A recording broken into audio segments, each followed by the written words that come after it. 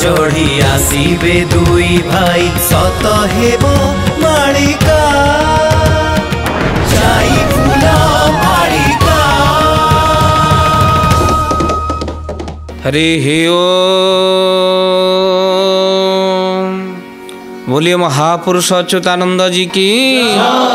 अनंत कोटि ब्रह्मांड नायक महाप्रभु श्री जगतरनाथ जगन्नाथ श्री चरणारविंद तले अनंत कोटि दंडवत करी आपण मानू सिद्धार्थ भक्तिर जाई फूल मालिका को स्वागत करुचु। आज से भली एक जाई फूल मालिकार पद को नहीं आज आलोचना महापुरुष जहाँ को 600 वर्ष तले तालपत्र पोथी रे रचना कर दे जाइछन्ति। तेणु महापुरुष कौन कहते ये कली जुगरे महाज्ञानी माने जात हेबे किंतु से माने मध्य बाट बणा हेबे। हे सुधी सज्जन जोठी कली रे प्रभाव पड़िबो महाज्ञानी मध्य पथ हुड़ीबे। महापुरुष जाई फूल मालिकारे कौन कहते कहले कली रे जे ज्ञानी गुणी कली रे जे ज्ञानी गुणी कली रे जे ज्ञानी गुणी कली रे जे ज्ञानी गुणी बाट बणा राम होइबे पुणी लो जाई फूल पाप करिबे जे जानी सुनी पाप करिबे जे जानी सुनी पाप करिबे जे जानी सुनी पाप करिबे जे जानी सुनी। बोले महापुरुष अच्युतानंद जी की।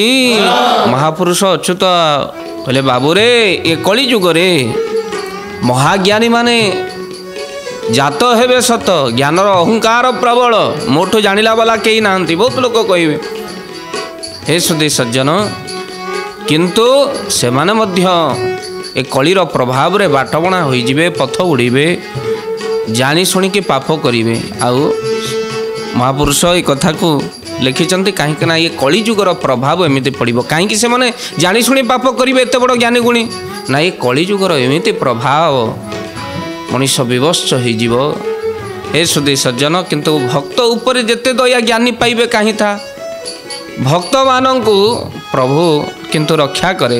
हे सुधी सज्जन भक्त जदि कौन से अबाट किंतु ज्ञानर अहंकार आसीगला परे ज्ञानी माने बाट बणा हो जाते आ भक्त बाटबणा हो प्रभु ताको कोड़े नियंतु। तेणु ज्ञान जोगी आउ भक्ति जोगी यही केवल तफात। आउ महापुरुष कहते भविष्य मालिका रे हे सुधी सज्जन कहले घोर कलिकाल रे ये हम आउ कौन हम महापुरुष कहते से कथा को कहते भविष्य मालिका रे जहाँ जाई फूल मालिका रे महापुरुष लिखिचंती कहले घोर कलिकाल प्रलय होइब ज्ञानी हेबे बाट बणा बहुल लो ज्ञानी हेबे बाट बणा जगन्नाथ जेउ चारोटी अक्षर काहाकु नथिव जना। जय जगन्नाथ जय जगन्नाथ जय जगन्नाथ जय जगन्नाथ। बोलिए महापुरुष अच्युतानंद जी की। महापुरुष अच्युत कहते घोर कलिकाल प्रलय होइब ज्ञानी हेबे बाट बणा। तेणु प्रलय केवल संसार प्रलय नुह ये बुद्धि प्रलय हो जमी संसार प्रलय हेले चारिआडे जलमग्न हो। महापुरुष लिखिं पूर्वर आम आलोचना कर बुद्धि प्रलय हेले अति बुद्धि जमी अति भक्ति चोर लक्षण अति बुद्धि काऊ जमी मल खाए जड़े जड़े अति बुद्धि। हे सुधी सज्जन खर्च करेंगे आउ जार फलस्वरूप ये कलीर प्रभाव रे ज्ञानी हेबे बाट बणा ज्ञानी माने मध्य बाट बणा हो जिवे। आउ जगन्नाथ जो चारोटी अक्षर काहाकु नथिव जना। महाप्रभु कोटि ओडियार प्राण श्री जगन्नाथ तांको विषय कार धारणा भी नथिव एते बड़ ज्ञानी बोलेबे संसार भितर अनेक जोगी बाहरिबे। महापुरुष 600 वर्ष तले कथा कहते भक्त बंधु आमर आराध्य महाप्रभु जगन्नाथ यही जीवन केवल गोटे कामना जगन्नाथ बिना किछि मु जाने ना भाव रहिबा दरकार। किंतु नानादि प्रकार संप्रदाय उत्कल माटी प्रवेश कर भारत बाहर लोक ओडिशा आसबे जगन्नाथ को दर्शन करने आउ आमे मूर्ख अधम कौन करवा जगन्नाथ को छाड़ी अन्यत्र दीक्षा ग्रहण करवा जगन्नाथ को छाड़ी अन्यत्र गुरु ग्रहण करवा।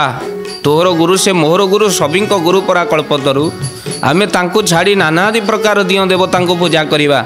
हे सुधी सज्जन ସେଇଥିପାଇଁ ଆମେ ପଥଭ୍ରଷ୍ଟ ହେବା। ଆମେ ଯେହେତୁ ଜଗନ୍ନାଥଙ୍କର ମହିମା ଜାଣିନୁ ସେଥିପାଇଁ ଜଣେ ଜଣେ ତ ଏମିତି ମୂର୍ତ୍ତି ରଖିଛନ୍ତି। ମୁଁ ଜଣଙ୍କ ଘରକୁ ଯାଇଥିଲି ଚିହ୍ନି ପାରିଲି। ମୋ ବାପା ଇଏ କାହା ମୂର୍ତ୍ତି ନା ସେ ଆମେରିକାର ଜଣେ ସଦ୍ଗୁରୁ। ଆମେରିକାର ସଦ୍ଗୁରୁ ଗୁରୁ ଗୁରୁ ଗୁରୁ ତୋ ଗୁରୁ ମୋ ଗୁରୁ ଭିତରେ ପାର୍ଥକ୍ୟ କିଛି ନାହିଁ। ସେ ଆମେରିକାର ଗୁରୁକୁ ତୁ କାହିଁ ପୂଜୁଛୁ? ତୁ ଓଡ଼ିଶାର ଗୁରୁ ଛାଡ଼ି ଆମେରିକାର ଗୁରୁ କାହିଁ କଲୁ? ହେ ସୁଧୀ ସଜ୍ଜନ ଆଶ୍ଚର୍ଯ୍ୟ। ଭଗବାନଙ୍କ ଦରବାର ଭିତରେ ଆପଣମାନେ ବିଚାର କରିବେ। ସମସ୍ତେ କେବଳ ପାଇବା ଆଶାରେ ଠାକୁର ସଜେଇ ଭକ୍ତ ହେବେ। ଠାକୁର ଅନୁକୂଳ ଚନ୍ଦ୍ର କହିଛନ୍ତି ଏଇଠି ତ ମଣିଷ ଠକିଯାଏ। ପାଇବା ଆଶାରେ ଠାକୁର ସଜେଇ କେବେ ଭକ୍ତ ହୁଅ ନା, ଠକିଯିବ। ହେ ସୁଧୀ ସଜ୍ଜନ କଳିଯୁଗରେ ମହାପୁରୁଷ ଏଇ କଥା କହିଛନ୍ତି ସବୁ ସ୍ୱାର୍ଥ ପାଇଁ ପ୍ରୀତି କରିବେ। ଗୋସ୍ୱାମୀ ସନ୍ତ ତୁଳସୀ ରାମଚରିତ ମାନସରେ ବଡ଼ ସୁନ୍ଦର ଭାବରେ କହିଛନ୍ତି। କହିଲେ ଇଏ ସବୁ ସ୍ୱାର୍ଥ ପାଇଁ ପ୍ରୀତି କରନ୍ତି। ଦିଅ ହୁଅନ୍ତୁ ଦେବତା ହୁଅନ୍ତୁ ଯାହାଙ୍କୁ ଗୁରୁ ହୁଅନ୍ତୁ ଯାହାଙ୍କୁ ଆମେ ପୂଜା କରିବା କେବଳ ସ୍ୱାର୍ଥ ଆଶାରେ ପାଇବା ଆଶାରେ। ଯଦି ପଚରାଯାଏ ଜଣେ କାଳି କାହିଁକି ଜୀବ କାଢ଼ି ଦେଇଛନ୍ତି ତା ଉତ୍ତର କେବଳ ଏତିକି କୁହାଯିବ ଆମେ 5 ଟଙ୍କାର ଘିଅ ଦୀପ ଦେଇକି ଯଦି 500 ଟଙ୍କାର 5000 5 ଲକ୍ଷ ଟଙ୍କାର ଜିନିଷ ମାଗିବା ଜଣେ ତ ଜୀବ ହିଁ କାଢ଼ିଦେବ ନା। ହେ ସୁଧୀ ସଜ୍ଜନ କାହିଁକି ଏ କଥା କହୁଛି? ମହାପୁରୁଷ ଶ୍ରୀ ରାମଚରିତ ମାନସରେ ତୁଳସୀ ଦାସ କହିଛନ୍ତି କ'ଣ କହିଲେ? ଏଠି ସମସ୍ତେ କେବଳ ସ୍ୱାର୍ଥ ପାଇଁ ପ୍ରୀତି କରନ୍ତି। ସେ ମଣିଷ ହଉ ଦେବତା ମାନଙ୍କୁ ହଉ ଭଗବାନଙ୍କୁ ହୁଅନ୍ତୁ ଏଠି ସମସ୍ତ କେବଳ ସ୍ୱାର୍ଥ। ଏ କଥା ଆମେ କହୁନୁ। ଗୋସ୍ୱାମୀ କ'ଣ କହିଲେ ବଡ଼ ସୁନ୍ଦର ଭାବରେ? ସୁର ନର ମୁନି ସବୁକେ यहाँ रीति स्वार्थ लागी करई सब प्रीति। श्री राम जय जय राम श्री राम जय जय राम। बोलिए महापुरुष अच्युतानंद जी की। महाप्रभु को दरबार भितरे हे सुधी सज्जन आम्भे माने केबे हेले बसिबा नहीं, केबे हेले तांको मनर कथा दुख जणै पा नहीं। बड़ देउल रे महाप्रभु श्री जगन्नाथ रूपरे दारुदिय रावरे पूजा पाउचंती। कोटी ओडियार प्राण हेले आमे केबे हेले मंदिर जीवा नहीं, आमे जगन्नाथ को चिन्हिबा नहीं जानिबा नहीं। सेहिति पई तो बाटबणा हो जाती जो 4टी अक्षर। कौन से 4टी अक्षर? जगन्नाथ जो 4टी अक्षर क्या नथिबो जना। जगन्नाथ तार अर्थ कौन मन रखिता भक्त बंधु। ज कहिले जन्मस्थल जे सकल जगतर उत्पत्तिर आरंभ। ज ग कहिले जे गर्भ को गंजन करती। गर्भ गंजन बाना मोर उड़ई होई फर फर। जग ना कहिले जे नारकासुर वध करता और नर्क निस्तारण करता। जहाँ को दर्शन कले मनीष नर्क निस्तारण हो जाए। आउ थ कहले जे सकल प्राणींकर थय से होचंती जगन्नाथ। तेणु आज अच्युत महापुरुष कहउचंती घोर कली काल प्रलय होइब ज्ञानी हेबे बाट बणा। जगन्नाथ जो 4टी अक्षर क्या नथिबो जना। जेहेतु आमे जगन्नाथ को जानिबा नहीं सेहितिपाई तो आमे देश विदेश बुली ठाकुर खोजुचे किंतु आम ठाकुर बड़ देउल रे बसिचंती। हे सुधी सज्जन समस्त हृदय रे बसिचंती। आमे किंतु जानी पारुनु अज्ञान भाव रे दिन काटुचे। महापुरुष अच्युत कहउचंती ये 4टी अक्षर जना नथियो। पुणी ब्रह्मज्ञानी माने कहिले से जगन्नाथ शब्दर 4टी अक्षर माने कौन? ज कहिले जगिबा, ग कहिले गमिबा, जग ना कहिले नाद बिंदु, थ कहिले थय करिबा। जे ध्यान योग द्वारा नाद बिंदु को थय करिछि से होचंती जगन्नाथ को जानी पारिछि। किंतु यही 4टी अक्षर महिमा बा तत्व लोक माने जानी नथिबे। आ सेहिति पई आम महाप्रभु को छाड़ी अन्यत्र भजन करिवे कीर्तन करिवे अन्य संप्रदाय ओडिशा भीतर को प्रवेश करिवो। हे सुधी सज्जन निज भात हांडी निजक बड़ भली हांडीशाल निजक बड़ भली किंतु आम हांडीशाल रे विदेशी संप्रदाय प्रवेश करिवो जहाक आमे पूर्वर आलोचना करिछु। तेणु भल पाइबा तो कालिया शांत को भल पाइबा तो से काठ दियों को टिके भल पाइबा। कहीं ना जहाँकर महिमा ब्रह्मादि देवता मादे मध्य वर्णना करि पारि नाहंती। आउ सकल देवता माने जो श्रीक्षेत्र माटी रे रहिबा पई चाहंती से हूँ दारू दियो जगन्नाथ तांको छाड़ी अन्यत्र भजन कले लाभ कौन अच्छी महापुरुष अच्युत से कथा कहते केवल जदि भजिबु तो तू से दारू ब्रह्म को भजन कर कहीं छड़ा अन्य गति नहीं कहीं प्रेमाचार्य बाबा मधुसूदन बर सुंदर भाव में कहते कौन कहले कहले भज नीलाचल बासी को एकाक्षर प्रमाण जे जेते मार्गे भ्रमाइले केबे न हेबु भ्रम गोविंद गोविंद गोविंद भज राधे गोविंद गोविंद गोविंद गोविंद भज राधे गोविंद। बोले महापुरुष अच्युतानंद जी की सदगुरु प्रेमाचार्य बाबा मधुसूदन कहले भज नीलाचल वासी के एकाक्षर प्रमाण से ही ब्रह्म से ही एकाक्षर तत्व जी जेते मार्गे भ्रमाइले केबे न हेबु ब्रह्म जी जेते मार्गरे ब्रह्म जगन्नाथ बिना ये जीवन अस्तित्व नहीं यही भावना रहा दरकार ओडिशा माटी जन्म होइचु आठ भाग्यवान कौन संसार भितर अच्छी देवदुर्लभ मनुष्य जन्म पाइचु पुणी उत्कल माटी पाइचु जो माटी देवता माने मध्य जन्म होगापाई लालायित व्याकुलित होती हे सुधी सज्जन आउ भाग्य पड़े टिके श्रीक्षेत्र दर्शन करवा जाए जगन्नाथ से कलादियों को चतुर्धाम रति को आखि धन्य हो जाए आउ हे सुधी सज्जन आम से कलादियों को टिके दर्शन कले जे पर्यंत आम तत्व न जानीचे आम तो आज कलिजुगे निजे निज को जानीपारे ना आ प्रभु को कौन जाना महापुरुष कहले कि जगन्नाथ को जानी थे मनीष निज को भला आग जानी हे सुधी सज्जन निजे किए जड़े जड़े कहती नहीं तो अरे हे पचारे बापा ना आसो ना केते गपुछु अर्थात बापा ना भी आमको आसवन आपड़ कहे बापा ना कौन प्रकृत में आम कौटू आसिलु ये जो संसार भितर बापा माँ जहाँ को चिन्हई सी आम बापा ए सुधी सज्जन तत्वज्ञानी मैंने कहती है संसार माता पिता किंतु प्रकृत माता पिता किए आम एपर्यंत जानिले ना एठू जीव गलापर क्यों जगह को जीव से कथा आम जानीपारे ना तेणु से आम भीतर अज्ञान भरी जाइए तेणु ब्रह्म विद्या ठू विद्या नहीं आउ आत्मतत्व ठारू तत्व नहीं हे सुधी सज्जन से आत्मतत्व जानीगला से निराकार परम ब्रह्म को मनीष जानीपारे जहाँ को श्री अच्युत शिष्य रामदास कहते कहले बाबूरे सर्वसाधना से सरी जाए जो दिन तू नीलाचलवासी को से परम ब्रह्म दारू ब्रह्म को जानीपारू बा निजे निज को चिन्ह पारू सकल घटरे केमिति से विराजमान कर महापुरुष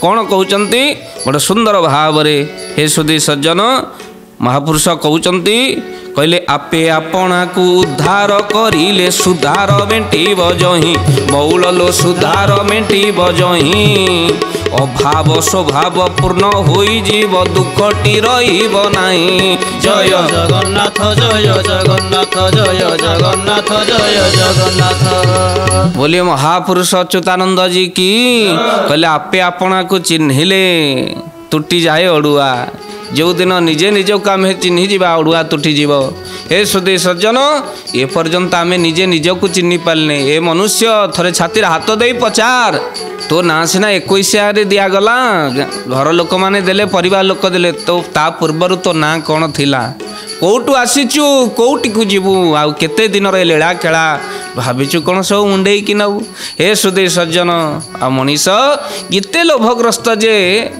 भावुची एठी जमती सबुदिन ये संसार भितर रहिबो मिथ्यार संसार ताको सत्य परि लागे जो दिन ये पुराण शास्त्र रे समस्त वर्णना करा जाइछि सेति पई पुराणर आवश्यकता आज आ पुराण जदि पुराण को न भेदिला ये पुराणर माने कौन अछि पुराण पढ़ा पुराण को भेदिला भली आ पुराण पढ़ी पढ़ी पुराण को भेदिले आमको सही तत्व प्राप्ति हुए ये जीव परमर भेटा भेटी पाई होइछि अष्टादश पुराण जीव परमर भेटा भेटी पाई होइछि अष्टादश पुराण आ जीव परमर भेटा भेटी हेले ये पुराण की कारण तेणु जीव परम सहित भेटा हेबा पाई होइछि अष्टादश पुराणर सृष्टि आ जो दिन जीव परम सहित साक्षात हो जाए आउ किछि आवश्यक नहीं आउ ये पुराणर आउ कौन कारण तेणु ये पुराण से परम ब्रह्मंकर दर्शन साक्षात लाभ निमित्ते ये पुराणर सृष्टि करा जाइछि। आउ हे सुधी सज्जन कौन कहले महापुरुष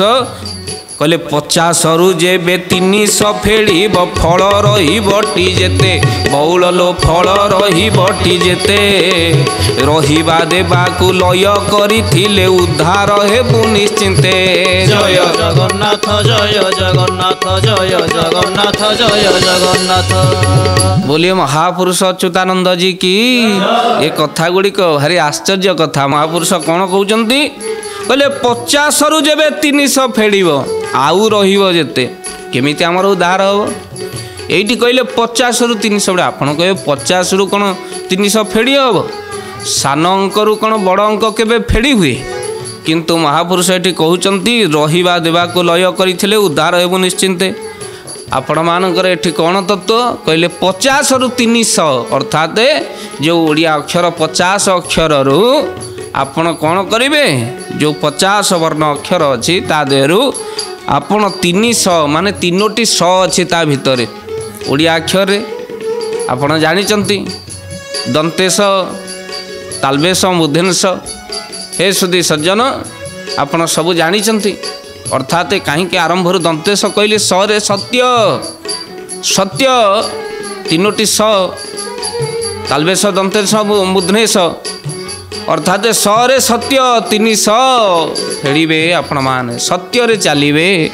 हे सुधी सज्जन आउ गोटे 100 रहिला कौन शांति रे रहिबे तालबेश शांति रे रहिबे सत्य शांति आउ ता सहित सबु बेल पई सत्य रे चलिए सत्य रे चलिए शांति रे रहिबे आउ 100 होची सुंदर रहिबे आपण माने 100 रे सुंदर आउ 100 होची शोषण क्या करेंगे ना मूर्धन्यश शोषण क्या करेंगे ना ये 3टी 100 को ताको बाहर करिके ता भीतर तत्व को बुझा पड़ो आउ कौन कहले सत्य कहिबे शांति रे रहिबे शोषण करेंगे ना तेबे जाई भव संसार सागर तरिबे आपण माने क्या लुटिबार प्रकृति जमती आपणकर न थाउ।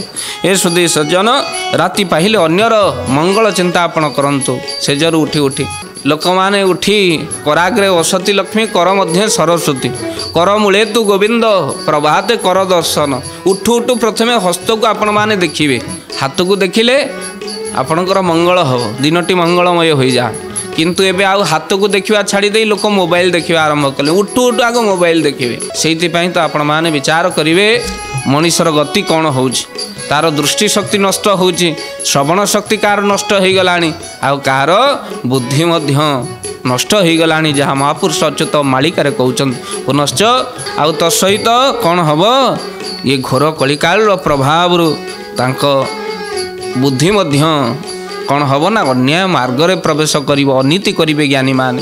ए सुधी सज्जन खाली सेतिक नुह पुनश्च जाई फूल मालिकार अच्युत कौन कहउछन्ति ए कलिजुग रे मनुष्यर स्वभाव केमिति हबो हृदय भितर भक्ति नथिवो किंतु देखाणिया भक्त बाहरिबे अनेक कथा में कहनु महापुरुष अच्युत कहउछन्ति कौन कहले हृदय रे भक्ति न केबे हृदय रे भक्ति न केबे हृदय रे भक्ति न केबे उदरे भक्ति न केबे देखाणिया होई दियो पूजिबे लो जाई फूल पुणी पर अनिष्ट चिंतिबे पुणी पर अनिष्ट चिंतिबे पूरी पर अनिष्ट चिंतिबे पुणी पर अनिष्ट चिंतिबे।